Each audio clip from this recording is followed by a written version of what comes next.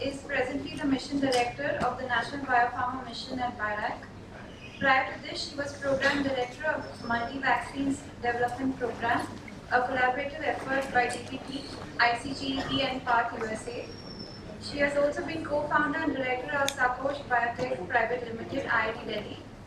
In addition, she was associated with Fortis Clinical Research Limited, GVK Biosciences, Ranbaxy Shanta Biotech at management positions. She completed MD in microbiology from Postgraduate Institute of Medical Education and Research and has significant research publications to her credit. She has also pursued advanced studies at several management and technological institutes such as IIM Calcutta and Institute of Management Technology Ghaziabad. Dr. Kavita. Pleasure to be here. Thank you, Ratnesh. And I see a lot of familiar faces. People I've come to know over the years. Thank you for inviting me here. Okay, so the title of my, when Ratnesh told me I'm going to be here with all you experts, leaders of your areas and knowledge banks, I really didn't know what to talk about coming from a funding agency. Now at this point of time for the last 2 years. But at BIRAC, you would all agree the constant word we keep hearing is innovation, entrepreneurship, growth, scale. So it feels, I really feel left out. Being a part of the funding agency, I feel left out that I'm not in this nice, crazy, aspiring, growing world of the other side where a lot of you are there. So I said, okay, let me talk about innovation. The way we have been innovating a program, the National Biopharma Mission. And I'm not sure how many of you know about Biopharma Mission, but many of you do because I see a lot of grantees of Biopharma Mission here.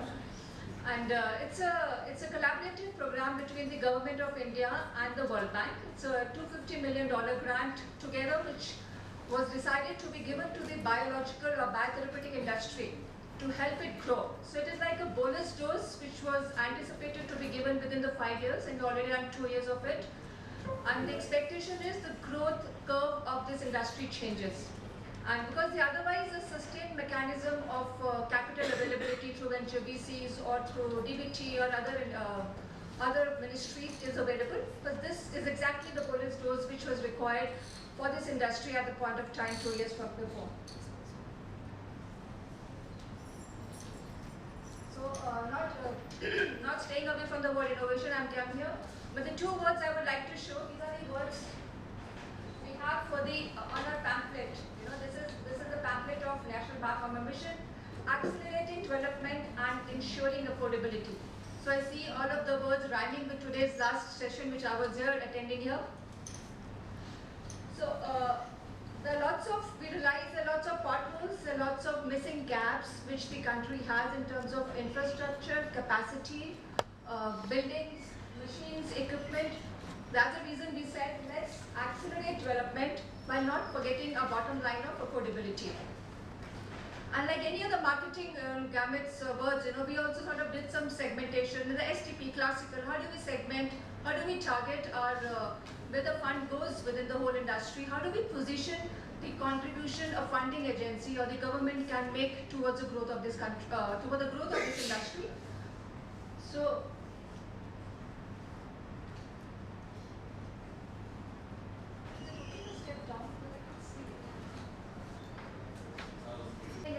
inside our offices, away from the industry people, we got 4 main verticals of what does the industry do when it does discovery and early development, what does the industry do its preclinical, its process development and manufacturing, and of course the clinical trials, which is the area I really come from. This is my area of expertise. And we tried to identify, of course we did a lot of consultations, we had a lot of people from Biocon, I think practically all industries have helped us identify these gaps in each area, and they said if these gaps are addressed or plugged, that's a way the government could play some role. So whether it was, so we said, okay, let's intervene, let the government, this Biopharma Mission intervene, both in terms of having facilities, that's infrastructure, and ensuring that activities which are supported so as to de-risk the development. So you would realize that many of our requests for calls when we publish, we say it is not to support commercial scale because that is not the intent. That's not where government can ever support any company. But certainly the intent is to de-risk the product development. So realize that, okay, novel cell lines were not there. So just, all these activities actually mention all the calls which we have already published in the last year and a half, because we had a timeline of let's finish the publishing of call by Jan-Feb this year so that the grants can go out and work can move, there should be progress. So there have been calls inviting for biosimilars, there have been calls saying that let's do some clone development. Indeed, I realized in the previous session there was a lot of discussion around why should not India have its own raw materials, whether they are cell media, disposable bags, or resins. These grants have not yet been sanctioned, but I would like to assure that it is very unfortunate we have not got any, we didn't get any application for anybody to make disposable bags in the country. So really can't fund anything till anybody applies. And there were a lot of regulatory discussions. We've been working with ZSCO office, Dr. Samani, Dr. Amra, we've been working with how to make, what changes to bring on. And manpower training again has been a component. We had a 5 days workshop. Dr. Ratnesh, hats off and congratulations. Thank you for having that workshop on behalf of Mission DHE. There's another aspect which we have now begun, and we have just started this. This should be on available for the companies, Indian companies, hospital-based network. So one of the feedback we got that it takes a lot of time to get the sites ready and the trials initiated for biopharmaceuticals, considering the requirements are much more complicated than a simple drug of pharma origin, a generic origin. So we just completed identifying few hospitals. So we had a call. We asked hospitals to come together, apply as networks, so as to have similar systems, processes expected for a GCP compliant trial, while also in parallel having a registry of some drug, of some patients or some cohort of patients for which our Indian companies are making biosimilars. So it helps the clinical development department of a team to have access to a lot of data on what sort of clinical presentations our Indian patients have, what are the diagnostic modalities, how they are diagnosed, what is their outcome, what is the morbidity rate, mortality rate, and there's a ready cohort of patients which can be made available to them in addition to all this data. So we are hoping by a year from now, by next year, a couple of networks for oncology, considering a lot of drugs in oncology area, rheumatology, diabetology, and ophthalmologies are there, because that's where the Indian biosimilar pipeline is mainly targeting. But while we were doing this, we thought we've done a very smart job. We've got up the RFPs the last year and a half, but that's not really what happens. When you publish something with an expectation that this is what this sort of people will apply, and this sort of screening process, okay, we have about a 6-month screening process. We will apply this screening process and we'll have applicants at the end of 6 months to whom the grant can go. But that's not what happens in real life. And the first time in 2018, we published the call for biosimilars. All the applications we got were for products which were already marketed by lots of companies in the country. Right? After 10 years, you don't feel a government agency doesn't feel like investing in filgrastim. You don't feel like investing in rituximab. You would prefer drugs which are not already out there, or where there's a very high burden and there is no available drug in the market. So we had to sort of, in fact, it was a very tough decision not to select any company. Let's re-advertise, or let's again ask for proposals with slightly tweaking our requirement. So that's the time when we came up with this, we put on some new calls out, and we said, okay, let's support. One of the things we also realized was, whenever we talk about affordability, many of the companies say that affordability is not possible. They gave us 2 reasons. One was that practically all of them had clones which were ill-licensed from a third-party overseas companies, and a lot of royalty goes into that. Now you can't change that for already existing drugs. So what we thought, okay, maybe, and they said there are not many people in the country who would like to take this mandate of clone development.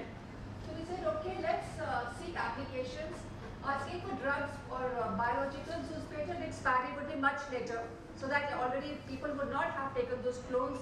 So a prospective activity in that might help us pick up the right people. So we got some applications here. We're happy drugs, people have applied and we're taking the risk. We said for biosimilars, let's not take for drugs whose patent had expired by 2015. So that and we just said that there should be no market, there should be just not more than one market competitor available. This should be the burden of the disease in India. So we put some clauses and caveats there. Again, now we have a good So I call it our portfolio. We have a good portfolio, about 10 to 12 drugs which have been supported under the Biopharma mission. And of course, since the mission had this tagline of not supporting early discovery research, we had to move from a point where the discovery is already there.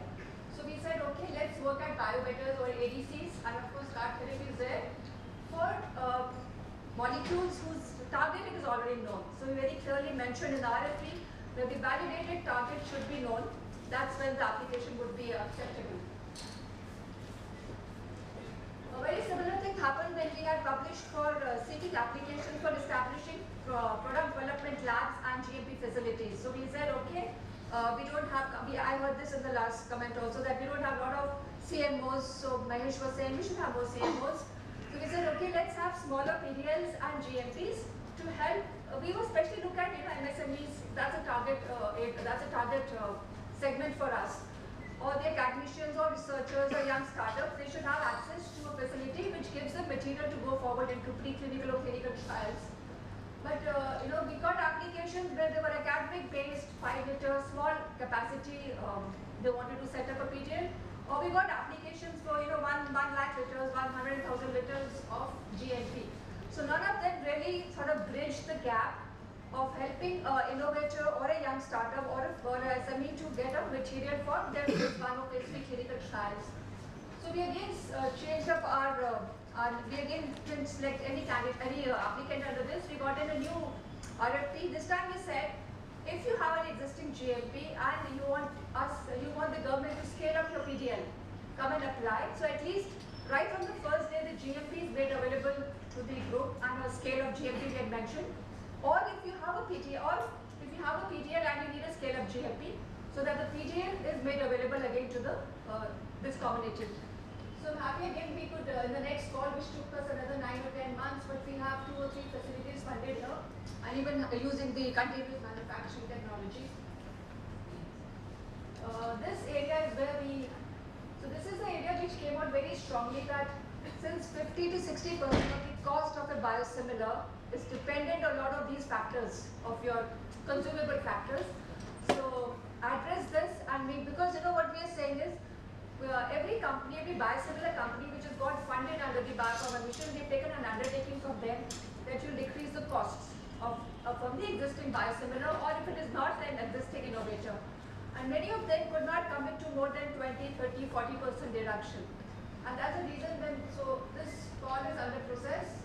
Should have some, I'm hoping we get some good grantees here. And there were all 3 of them: serum-free media, chromatographic resin, and filtration system. This I have more or less already talked about, that how do we develop a clinical trial network which has both a disease registry, and what we also see is, what we also have access to our industry is ready sites. Because the time it takes to initiate a clinical trial and establishing processes over there, complying to ICH or Indian GCP, it's huge. And there's a lot of effort which goes in. And so all we are trying I've been trying is various gaps, plugging them on through some mechanism. So that has been the intent for the last 2 years. And so similar activity has also been done for in the area of vaccines. And a very similar activity has also gone for medical devices and technologies. So under the medical device and technology segment, there are about 7 facilities which have been supported. Under the vaccines, to have independent clinical immunogenicity labs, about 2 viral and a bacterial lab has been supported. And I'm very happy to see that already industry has started interacting and even using those facilities. So that sort of satisfaction you get at the end of the day, that the facilities which have been established are being utilized, and ultimately means they become financially sustainable. That's the intent of this whole purpose. Under the biotherapeutics, since I should mention the 2 cell line repositories which have been funded, one for a mammalian and microbial at NCCS Pune and IMTech Chandigarh looking at microbial. And we've reached out to some of our industry grantees to help these institutes. It's a very generous grant which is gone, because we all understand the need, the high compliance, regulatory compliance and quality management system compliance the industry is looking at. We will again, I'll reach again out to all the industry. Please help them support something which is of benefit to you in the long term. There are 3 analytical labs which have been funded. I see Sinjay, I see Ravi here.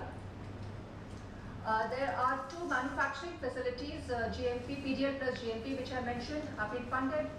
And PDL, GMP, cell line repository, I think that's for the biotherapeutic segment. For devices, a very nice facility which I personally like is a large animals facility to check in pigs. Because a lot of implants and devices, we didn't have this facility in India. This should start in Hyderabad in a couple of months from now. Few of them got inaugurated and some of them will get inaugurated within the next year or so, because it's only been few months since the grant has been dispersed out to many of these facilities. And I also wanted to really take this opportunity to take back not only feedbacks and take back some ideas from here. You know, how do we continue to innovate? What is it that the Biopharma mission has not addressed till now, and should be looking at it on priority? So if there are any messages for us, I would really be very happy and take them back for consideration back to the team and at DBT. I think that's all I have. Thank you. Speed of research and so on and so forth. Right? And the gentleman in front of me asked the question. And here you mentioned about having process development labs. Is there also an effort, or are there some grants that you're thinking about where we can use data to improve our process development efforts? And one of the things that I'm thinking about, just to elaborate on that, is there's modeling that you can do to understand what your levels of silylation will be, to understand what your levels of fucosylation will be.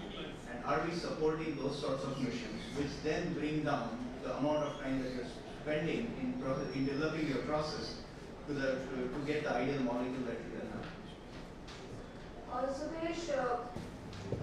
Sudesh, just one more thing which I didn't mention was we did this time publish out a RFP asking IT platform for quality management systems for a biotech company.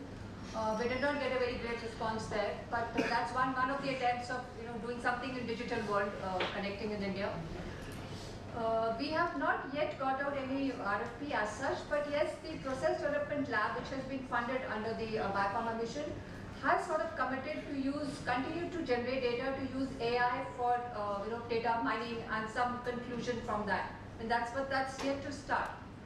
A separate call looking at this for this particular area, targeting as a standalone, no, but this PDL lab I'm hoping, because as and when the companies start using it, their AI data which they have committed to us will be used for some meaningful results, might be open for sharing.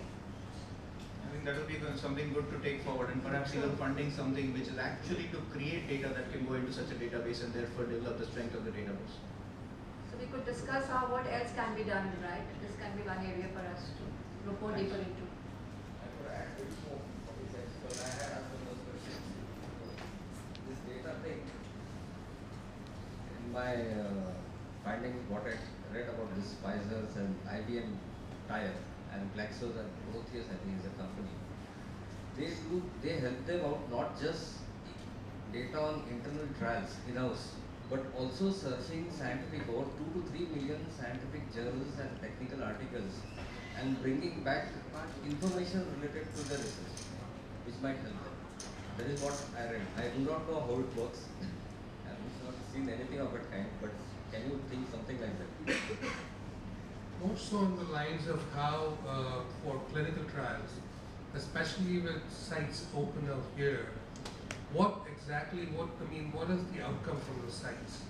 And how do we develop that outcome where there is some digitization, where you can look at that specialty and look at what all capabilities they can actually have and what capabilities they can actually sort of augment that matter. So, Science, if I get your question right, you would like to understand what is the expectation out of the clinical trial network, which is as one of the objectives being targeted at. So, see, the intent is that there are 2 things which we realized might be of use to our Indian industry, biotherapeutic developers, companies, if they have access to the Indian patient pool of a cohort, right? So, if it's an AMD drug which is being developed, and they have when do Indian patients present, from which segment do they present, how late do they present, what are the presenting symptoms of across sites. So these are networks across 8 to 10 sites within the country. And they're going to all be mandated to have a digital, one common platform for the registry data to be maintained, which should be made available to the company as in when companies, Indian companies, and when required. And in parallel, infrastructure for doing a clinical trial at these sites has also been funded. Great. And with the third expectation, they will all have similar, I can't say exactly same SOPs, but at least harmonized processes with similar basic expectations what any site is expected to fulfill before even an industry reaches. So I'm assuming a year or 18, 12 months, 15 months from now, when a biotech clinical development team division goes there for feasibility evaluation, it's a site which is acceptable to them, and that sort of effort which any company needs to put in is less. Yes, oh, that's great. I mean, that's what I basically was asking for. I think you mentioned about resins and bag manufacturers. I mean, some requests that you put out, although you've not got response. Do you have any program whereby you can fund, let's say, quality upgradation of some of these vendors? And what I mean by that is, people who make, let's say, media or equipment here within the country, but maybe they've not done it for a modern biopharmaceutical segment. They've done it for sort of other allied industries. But today you need a lot of regulatory support files. You need qualification documents when you supply equipment. You need extractable, leachable studies. You need to supply a lot of those documentation. You need some quality systems within your company when you supply those equipment or consumables or materials.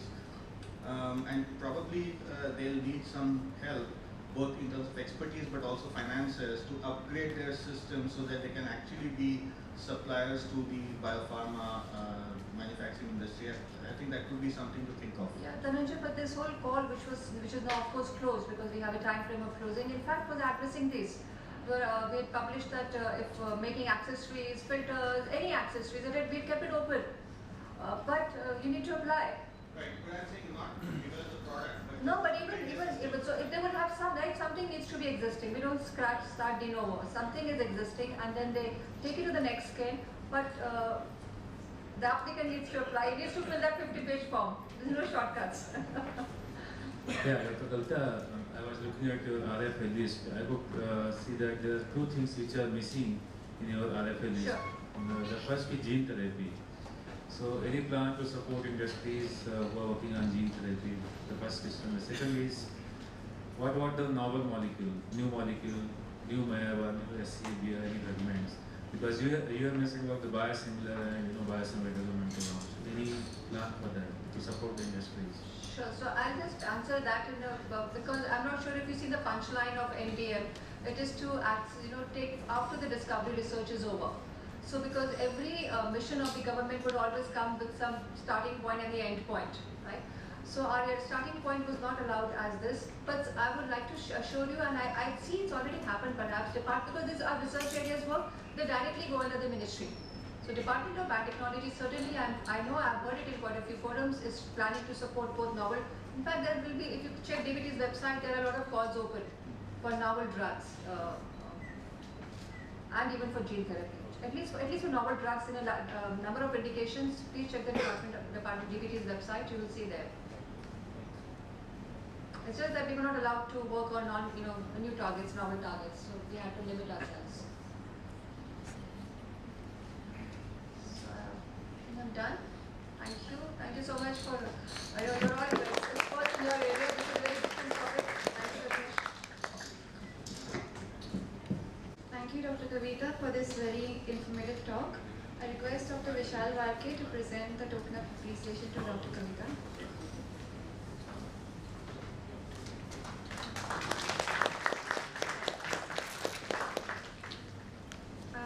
We now end the session C, and